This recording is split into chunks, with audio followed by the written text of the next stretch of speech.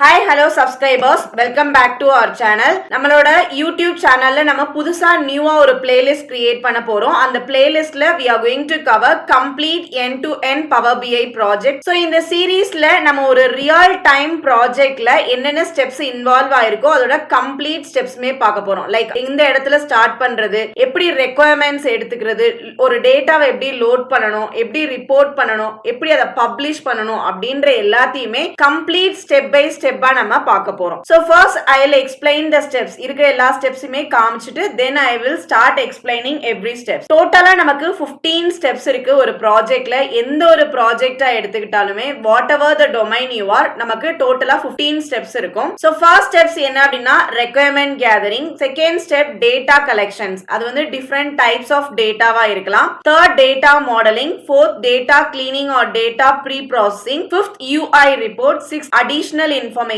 7th RLS, 8th step create a workspace, 9th you have to publish, 10th வந்து dashboard create பண்றது, 11th gateway, 12th schedule the refresh, 13th add role, subscribe and alert, 14th share the report, 15th create the app and store. So இந்த 15 ஸ்டெப்ஸ்மே எல்லா ப்ராஜெக்ட்லயுமே நீங்க ஒரு data அனாலிஸ்டா இருந்தீங்க அப்படின்னா எந்த ஒரு ப்ராஜெக்ட் எடுத்தாலுமே நீங்க எந்த கம்பெனில ஒர்க் பண்ணாலும் எந்த டொமைன்ல ஒர்க் பண்ணாலும் இந்த கம்ப்ளீட் 15 ஸ்டெப்ஸ்மே வரும். மேபி ஒரு கம்பெனில இருந்து இன்னொரு கம்பெனிக்கு உங்களோட ஸ்டெப்ஸ் வந்து சேஞ்ச் ஆகலாம், தவிர இந்த கம்ப்ளீட்டா 15 ஸ்டெப்ஸ்மே நம்ம கண்டிப்பா பண்ணிருக்கணும். சோ இப்போ நான் உங்களுக்கு ஒரு ஒரு ஸ்டெப்லயும் என்னென்ன நம்ம ப்ராசஸ் பண்ண போறோம் அப்படின்றத ரொம்ப கிளியரா எக்ஸ்பிளைன் பண்ண போறேன். சோ ஃபர்ஸ்ட் நம்ம என்ன பண்ணணும் அப்படின்னா, if you are working for the கிளைண்டா இருக்கலாம், இல்ல நீங்க ஒரு சர்வீஸ் பேஸ் கம்பெனியா இருக்கலாம். லைக் சர்வீஸ் பேஸ் கம்பெனி என்ன, அமேசான், பிளிப்கார்ட், ஜொமேட்டோ, யூபர், ஏதோ ஒரு சர்வீஸ் பேஸ் கம்பெனிக்கு ஒர்க் பண்றதா இருக்கலாம். நீங்க வந்து யாருக்கு ரிப்போர்ட் பண்ணுவீங்க அப்படின்னா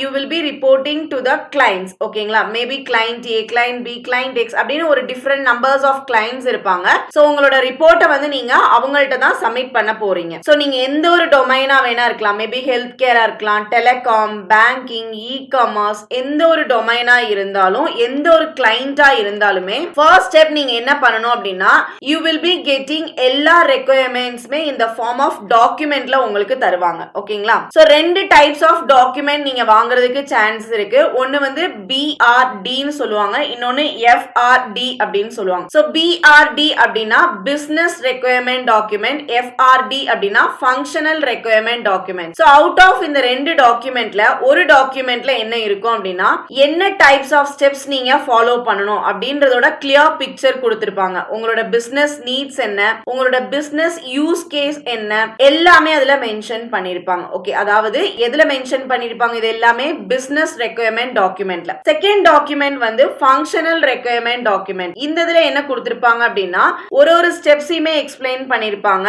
என்ன மாதிரி கால்குலேஷன்ஸ்க்கு அவங்களுக்கு தேவை, நீங்க என்ன மாதிரி அப்ரோச் பண்ணணும், எப்படி இதை நீங்க ஃபார்வர்டா இந்த இதை எடுத்துட்டு போகணும் அப்படின்றது எல்லாமே இதுல நீங்க மென்ஷன் பண்ணிருப்பாங்க. So based on the client, எந்த கிளைண்டோட ரெக்குயர்மெண்ட்க்கு ஏத்த மாதிரி அதுல மென்ஷன் ஆயிருக்கும். சோ இந்த ரெண்டு டாக்குமெண்ட்டுமே ஒரு சிலவங்க கிளைண்ட் ஒரே டாக்குமெண்டா கொடுப்பாங்க, ஒரு சில இடத்துல ரெண்டையுமே செப்பரேட்டா கொடுப்பாங்க, இல்ல ரெண்டையுமே மிங்கிள் பண்ணி ஒரு சிங்கிள் டாக்குமெண்டா கொடுக்கிறதுக்கும் சான்ஸ் இருக்கு. It depends on your client. So இதுதான் நம்மளோட ப்ராஜெக்ட்டோட first step. After this when you understand the requirements, நீங்க என்ன பண்ணா you need to collect the data. Data உங்களுக்கு அவங்க சிங்கிளா கொடுப்பாங்களா அப்படின்னு கேட்டா no, it will be in different format. Like எந்த ஒரு கிளைண்ட்டுமே உங்களுக்கு ரெடிமேடான ஒரு டேட்டாவை கொடுக்கிறதுக்கு சான்சஸே இல்ல. ஒரு ஷீட்லயும் அவங்க தர மாட்டாங்க. It will not at all happen. Data வந்து மல்டிபிள் சோர்ஸ்ல தான் பிரசன்ட் ஆயிருக்கும். மேபி எக்ஸெல்ல இருக்கலாம், CSV ஃபார்மேட்ல இருக்கலாம், ஒரு சிலது ஃப்ரம் த டேட்டா பேஸ்ல இருக்கலாம். சோ இது எல்லாத்தையும் நீங்க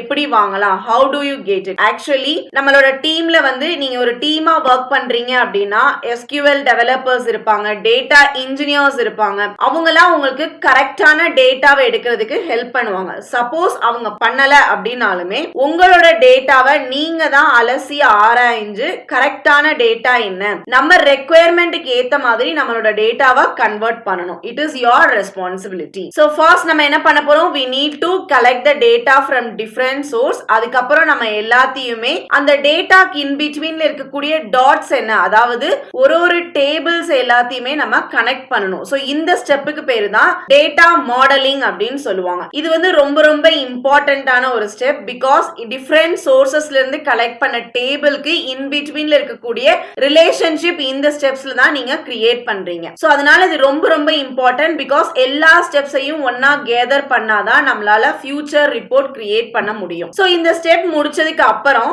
let's say the data modeling is done. after the data modeling நீங்க வந்து அப்சர்வ் பண்றீங்க இன்னும் என்னோட டேட்டா வந்து கிளீனான ஃபார்மேட்ல இல்ல, ஸ்டில் அதுல வந்து ஒரு சில நல் வேல்யூஸ் இருக்கு, மிஸ்மேட்சஸ் இருக்கு, சம் கரெக்ஷன் தேவைப்படுது, இல்லனா அடிஷனல் காலம்ஸ் தேவைப்படுது, இல்ல அப்படின்னா டிரான்ஸ்ஃபார்ம் பண்ணணும், இது எல்லாமே வேணும். ஆனா இதெல்லாம் நான் டேட்டா மாடலிங் பண்ணதுக்கு அப்புறம் தான் நான் கண்டுபிடிக்கிறேன் அப்படின்னா what you have to do is next step is data cleaning and data pre-processing. See, there is a little bit confusion. First data modeling பண்ணணுமா இல்ல data cleaning பண்ணணுமா அப்படின்னு சொல்லிட்டு. பட் இந்த ரெண்டு ஸ்டெப்மே it depends on the company. ஒரு சில கம்பெனிஸ்ல first modeling அப்புறம் cleaning பண்ணுவாங்க, ஒரு சிலதுல cleaning பண்ணிட்டு data modeling பண்ணுவாங்க. See, both are interchangeable steps. இதுதான் first பண்ணிட்டு இத பண்ணணும் அப்படின்ற கண்டிஷன்ஸ் கிடையாது. See, it is a interchangeable steps. It is in our hand. நம்மளோட கையில requirements இருக்கு, collector data இருக்கு, data modeling பண்ணிட்டோம், data cleaningum பண்ணிட்டோம். So now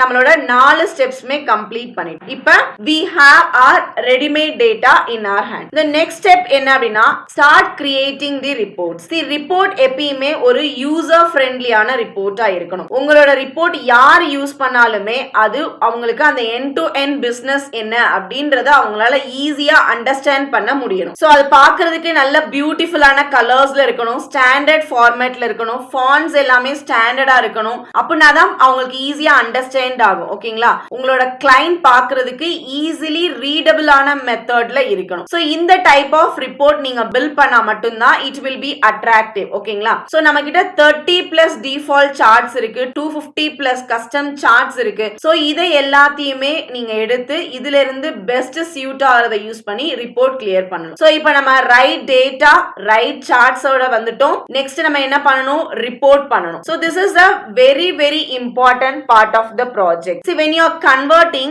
ஒரு raw dataவை insights ஆ convert பண்ணும்போது, before talking this let's talk about what is Power BI. Power BI அப்படின்றது it is a business intelligence tool. இது உங்களுக்கு எதுக்கு ஹெல்ப் பண்ணுது அப்படின்னா உங்களோட business problem-ஐ சால்வ் பண்ண முடியுது. எப்படி? by using the reports. ஓகேங்களா? so this is the step you need to concentrate more on business understanding. அதாவது உங்களுக்கு கொடுத்திருக்க இன்ஃபர்மேஷனை வந்து நீங்க ரிப்போர்ட்டா கன்வெர்ட் பண்ண போறீங்க. ஓகேங்களா? சோ இந்த இடத்துல உங்களுக்கு அடிஷனல் ரெக்வயர்மெண்ட்ஸ் தேவைப்படலாம். லைக் நீங்க உங்களோட ரிப்போர்ட்டை என்ஹான்ஸ் பண்ண வேண்டி இருக்கலாம், ஒரு சில அடிஷனல் கால்குலேஷன் பண்ற மாதிரி இருக்கலாம், ஒரு சில விஷயங்களை டிரான்ஸ்ஃபார்ம் பண்ற மாதிரி இருக்கலாம். சோ இது எல்லாமே நம்மளால பவர் BI ல பண்ண முடியும். எப்படி பண்ண முடியும்? by using the function called DAX. ஓகேங்களா? இந்த DAX ஃபங்க்ஷன் யூஸ் பண்ணி இந்த எல்லாமே நம்மளால என்ஹான்ஸ் பண்ண முடியும். மேபி இப்ப வந்து ஒரு டேட்டா மாஸ்டர் கிரியேட் பண்ணணும், இல்ல ப்ரீவியஸ் மந்த் சேல்ஸ் கால்குலேட் பண்ணணும், லாஸ்ட் இயர் சேல்ஸ் கால்குலேட் பண்ணணும், இயர் டு இயர் ஒரு growth ஆஃப் த பிசினஸோட சேல்ஸ் எவ்வளவு இருக்குன்னு கால்குலேட் பண்ணணும் அப்படின்னா இந்த அடிஷனலான ஃபங்க்ஷன்ஸ் எல்லாத்தையுமே உங்களால DAX கால்குலேஷன்ல பண்ண முடியும். சோ ஆஃப்டர் டூயிங் திஸ் நிறைய ரிப்போர்ட்ஸ் நம்ம கடைசியா ஃபைனல் பண்ணக்கூடிய ரிப்போர்ட்ஸ் வந்து சர்டைன் லொகேஷனுக்கு வந்து என்ன பண்ணுவாங்க அப்படின்னா ரெஸ்ட்ரிக்ட் பண்ணுவாங்க. ஒரு சில லொகேஷனுக்கு காமிக்கணும், ஒரு சில லொகேஷனுக்கு இந்த காமிக்க வேண்டாம் அப்படின்ற மாதிரி ரெஸ்ட்ரிக்ஷன் நம்மளோட கிளைண்ட் நம்ம கிட்ட வைப்பாங்க. அதை அச்சீவ் பண்றதுக்கு நம்ம என்ன பண்ணணும்? so that is our next step. based on the user we will be restrict the reports which is given to them. so அதுக்காக நம்ம ஒரு சில விஷயங்கள் இம்ப்ளிமெண்ட் பண்ணணும். அந்த இம்ப்ளிமெண்ட் பண்ணக்கூடிய process தான் RLS அப்படின்னு சொல்லுவாங்க. that is nothing but row level security. see, do you know why I am talking about this RLS here? because இந்த RLS வந்து பவர் BI சர்வீஸ்ல இருக்கக்கூடிய ஒரு விஷயம். பட் டைரக்டா நம்மளால பவர் BI சர்வீஸ்ல இந்த RLS பண்ண முடியாது. இதை நம்ம வந்து பவர் BI டெஸ்க்டாப்ல இம்ப்ளிமெண்ட் பண்ணிட்டு அதுக்கப்புறம் தான் பவர் BI சர்வீஸ்க்கு கொண்டு போக முடியும். ஓகேங்களா? சோ அதனால தான் இந்த RLS அப்படின்றது உங்களுக்கு டெஸ்க்டாப்லயே பண்ணணும் இயர்லியர் ஸ்டெப்பாவே நான் கொண்டு வந்திருக்கேன். சோ ஆஃப்டர் திஸ் இதெல்லாம் பண்ணதுக்கு அப்புறம் you have to create the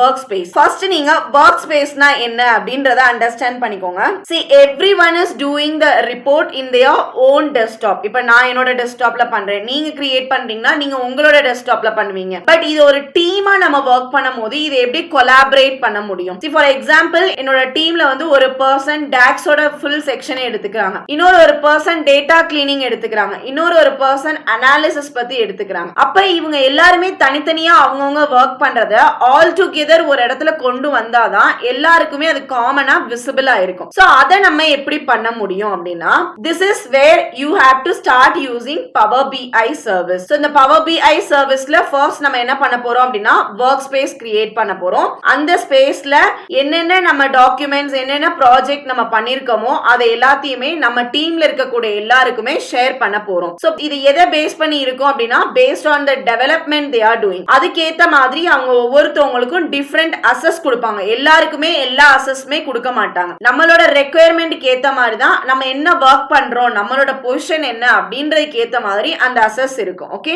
so இதெல்லாம் பண்ணதுக்கு அப்புறமா like you have given the assess, you have created the workspace. Next என்ன பண்ணணும், நம்மளோட ரிப்போர்ட்டை இந்த ஒர்க் ஸ்பேஸ்க்குள்ள கொண்டு வரணும். ஓகேங்களா, so that is called as publishing. ஓகேங்களா, the step 9 is that is publishing your report. எப்படி பப்ளிஷ் பண்றது, நம்மளோட டெஸ்க்டாப்ல இருக்கக்கூடிய ப்ராஜெக்ட்டை நம்மளோட பவர் BI சர்வீஸ்க்கு கொண்டு வரணும். Let's say report is also published. இது பண்ணி முடிச்சிட்டோம். நெக்ஸ்ட் என்ன ஸ்டெப்பா இருக்கும் அப்படின்னா we have multiple reports. கரெக்ட்டுங்களா, லைக் ஒன்னு சேல்ஸ் ரிப்போர்ட் இருக்கும், ஒன்னு கஸ்டமர்ஸ் ரிப்போர்ட் இருக்கும், இல்லனா ரீட்டைல் ரிப்போர்ட் இருக்கும். சோ இந்த மாதிரி we have ஒரே ஒரு பர்టిక్యులர் டேட்டா வச்சு we will be doing a different reports. So we will be having n number of reports in our hand. So இதை எல்லாத்தையுமே ஒரு சிங்கிள் பேஜ் அப்ளிகேஷன்ல நம்ம கிளப் பண்ணணும். அந்த கிளப் பண்ணக்கூடிய ப்ராசஸ் அந்த பேஜுக்கு பேர் தான் டேஷ்போர்ட் அப்படின்னு சொல்லுவாங்க. So after publishing you have to create the dashboard. So when you are creating a dashboard, some clients என்ன பண்ணுவாங்க அப்படின்னா எனக்கு மொபைல் வியூல வேணும், பிகாஸ் நான் வந்து ஃப்ரீக்வெண்டா டிராவல் பண்ணக்கூடியவங்க, ஒரு பிளேஸ்ல இருந்து இன்னொரு பிளேஸ்க்கு போகும்போது என்ன என்னோடதுல நடந்துட்டு இருக்குன்ற ட்ராக் எனக்கு வேணும் அப்படின்னு சொல்லி கேட்பாங்க. சோ அதனால அவங்களுக்கு மொபைல் வியூ ஆப்ஷன் நம்ம கொடுக்கணும். அப்ப நம்ம என்ன பண்ணணும், இந்த டேஷ்போர்ட் கிரியேஷன்லயே அது வந்து ஒரு பார்ட்டா உங்களுக்கு வந்துரும். ஒன்ஸ் நீங்க உங்களோட ரிப்போர்ட்டை வந்து பவர் BI சர்வீஸ்க்குள்ள கொண்டு வந்தீங்க அப்படின்னா நீங்க என்ன பண்ணணும், you have to implement that into dashboard as well. So next இது பண்ணி முடிச்சதுக்கு அப்புறமா கேட்வே, ஓகே, உங்களோட டேட்டாவை பர்టిక్యులர் டைம்ல வந்து நீங்க ரெஃப்ரெஷ் பண்ணணும். வெதர் இந்த டேட்டா வந்து பவர் BI சர்வீஸ்ல இருக்கும்போது this is where you are refreshing come to the picture. But remember one thing, டைரக்டா இந்த ரெஃப்ரெஷ் நம்மளால பவர் BI சர்வீஸ்ல பண்ண முடியாது. இதுக்கு நீங்க என்ன பண்ணணும், you need to create a gateway. So இந்த gateway அப்படின்றது it is a connectivity between your source and your service file. இப்போ நீங்க source fileல ஏதாவது changes கொண்டு வந்தாலுமே பவர் BI சர்வீஸ்லயும் அந்த வந்து ரெஃப்ரெஷிங் இருக்கணும். ஓகேங்களா, சோ இது எப்படி நம்மளால பண்ண முடியும் அப்படின்னா by using step 11 gateway use பண்ணி தான் உங்களால பண்ண முடியும். சோ gateway கிரியேட் பண்ணிட்டு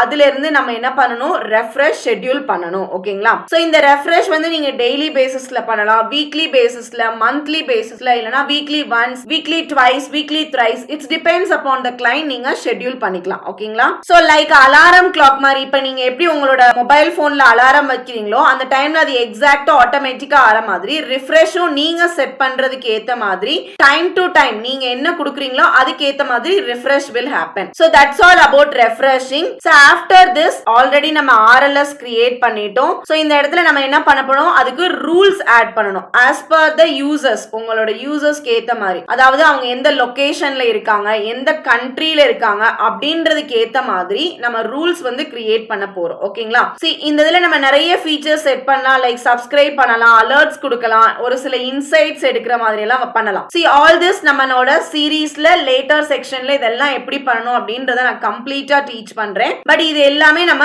13th ஒரு ஸ்டெப்பா வந்து பண்ணலாம். so after this you will be sharing the report. so இதுதான் வந்து final step. some of the client வந்து just ரிப்போர்ட் மட்டும் கேட்பாங்க, ஒரு சில client வந்து என்ன பண்ணுவாங்க, எனக்கு கம்ப்ளீட்டா ஒரு ஆப் மாதிரி கொடுங்க அப்படின்னு சொல்லுவாங்க. so அந்த மாதிரி கேக்குறவங்களுக்கு at last we will create the app and the store. ஓகேங்களா, ஆப் அப்படின்றது it is the applications. இதுதான் நம்மளோட final step. the app maybe இதுல வந்து ரிப்போர்ட்ஸ் இருக்கலாம், டேஷ்போர்ட் இருக்கலாம், மொபைல் வியூ, இது எல்லாமே சேர்ந்தது ஆப்னு சொல்லுவாங்க. so this is our final product and this is what we are going to share with our end user. so இதுதான் நம்மளோட ஒரு ப்ராஜெக்ட்டோட 15 steps. once again I repeat, நீங்க எந்த டொமைனா இருக்கலாம், எந்த கம்பெனியா இருக்கலாம், இந்த 15 steps கண்டிப்பா ஒரு ப்ராஜெக்ட்ல நீங்க பண்ணியிருந்திருக்கணும். பட் ஒரு சில டைம்ல இது வந்து இன்டர்சேஞ்சபிளா இருக்கலாம், like first step second step வந்து ஒன்னா சேர்த்து ஒருதா பண்ணுவாங்க, இல்லனா டேட்டா மாடலிங், டேட்டா கிளீனிங் முன்ன பின்ன பண்ணுவாங்க. சோ அந்த மாதிரி ஸ்டெப்ஸ் மாறுமே தவிர்த்து உங்களுக்கு கம்ப்ளீட்டா இந்த 15 ஸ்டெப்ஸ்மே வந்திருக்கும். ஓகேங்களா,